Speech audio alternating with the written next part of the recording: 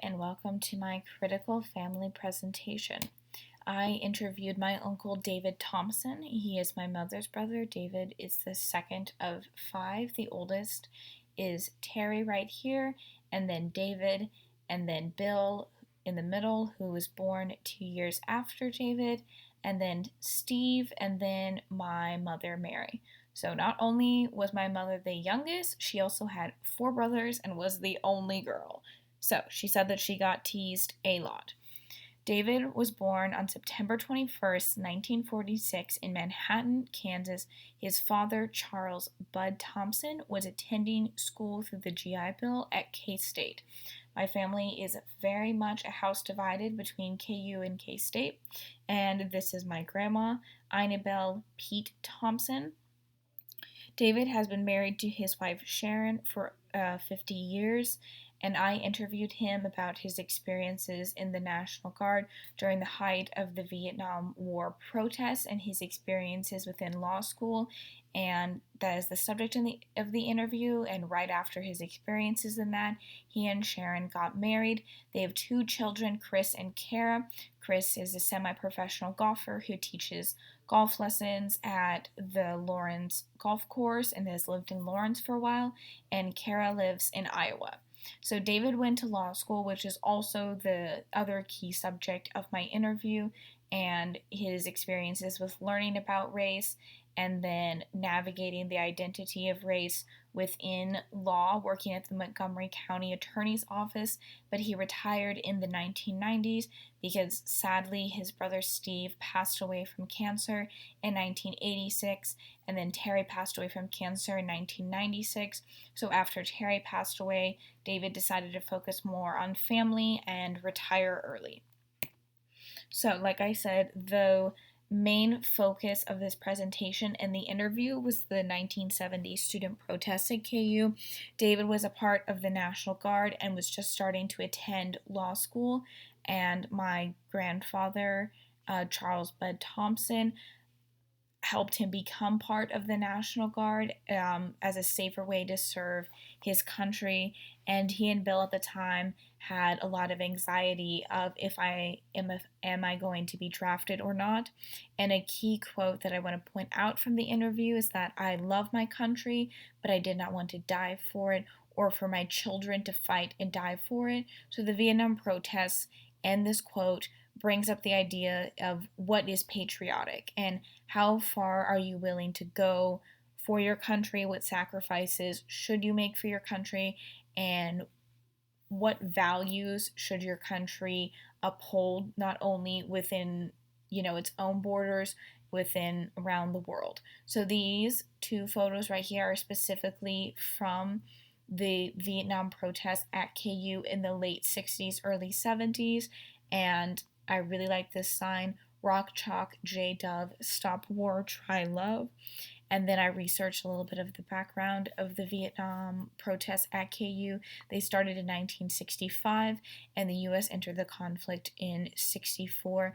But the Vietnam War has roots all the way back to the 19th century with French colonialism.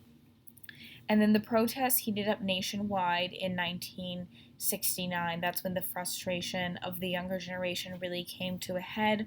And David talks about in his interview that there were a lot of different factors that led to the tension within Lawrence during this time with the hippie counterculture. So hippies that were attending KU but also were college age but not attending school came in to Lawrence and added fuel to the fire.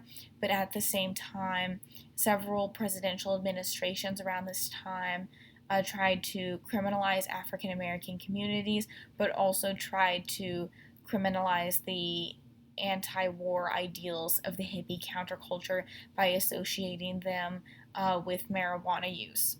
And then racial tensions and the shooting of an unarmed black man also created unrest. So there was frustration with the war, there was racial tensions, and then people coming from outside to kind of stir the pot within Lawrence. And I wanted just to play a little clip from the beginning of David's story and the interview.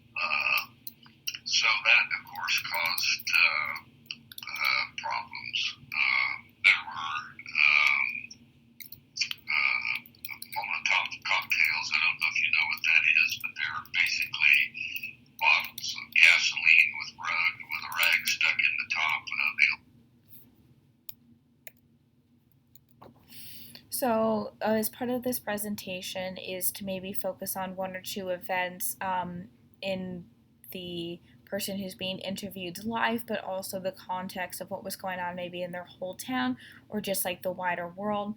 So, places as David has called home. His parents, like when he was younger, lived in Westphalia, Kansas for a period of time.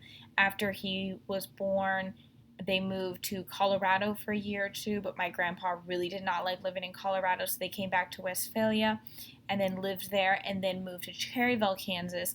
But right when they moved to Cherryville is when David graduated from high school and went on to community college. So even though his family lived there, he did not really call Cherryville home. But I've lived in Independence, Kansas since I was 3, and then David has lived there throughout my whole childhood. And then this is also a photo of the Westphalia School. My family's history is very important to my mother.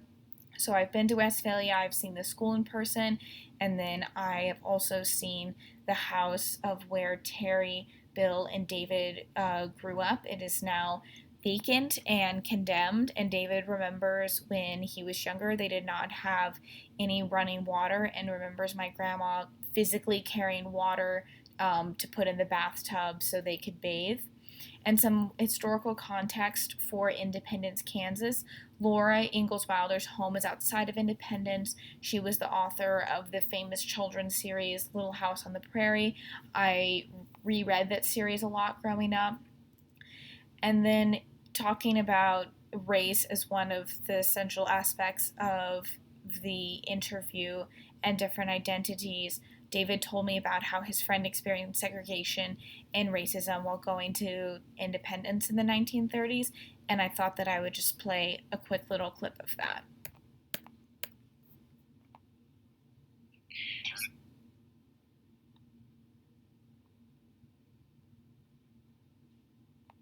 School.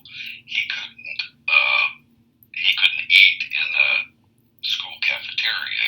It was prohibited. Black students could eat in the cafeteria, and a bunch of his friends who were white said that's just not right. You come with us, and so they drug him into the cafeteria and insisted that they let him eat there, and they did, but it caused a furor. And anyway, the principal on the school board decided that it was time to end that practice, and so from that point on, blacks and whites have all eaten in the high school cafeteria. But I hadn't been around that much because the schools that I went to just didn't have much exposure to that. And after I got out of school and started practicing law, there were more issues. In a community our size, we did have issues, and I was in the county attorney's office, and we prosecuted whatever the police department brought to us, and so we did.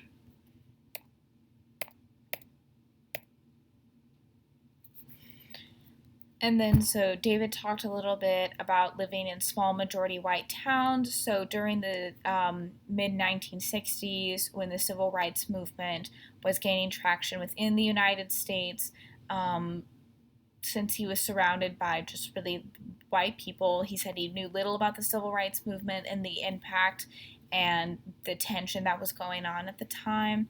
And then the oil found near Independence dried up.